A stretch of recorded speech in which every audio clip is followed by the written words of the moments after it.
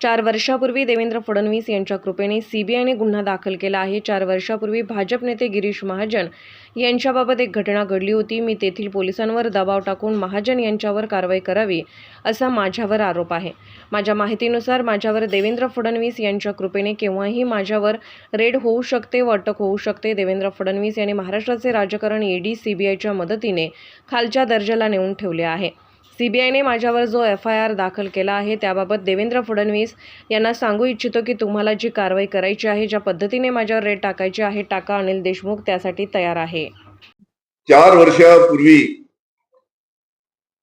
म्हणजे 4 वर्षापूर्वीची एक दळगावची काहीतरी केस उकरून काढून माझ्यावर देवेंद्र फडणवीस साहेबांच्या कृपेने सीबीआयने गुन्हा दाखल केला आहे.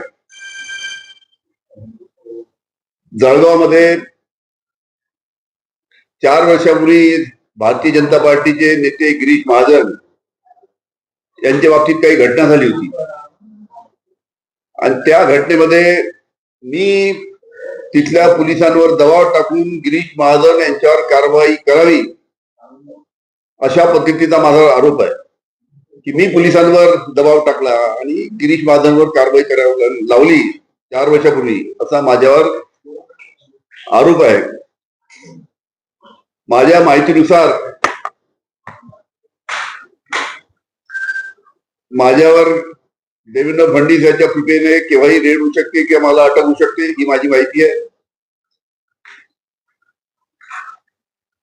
आपल्याला सर्वांना कल्पना आहे की देवेंद्र फडणवीस यांनी महाराष्ट्राचं राजकारण वरच्या लोकांची मदत घेऊन ईडी सीबीआयचा मदत घेऊन कशा पद्धतीनं अतिशय खालच्या दर्जावर आणलेला आहे याची आपल्याला कल्पना आहे.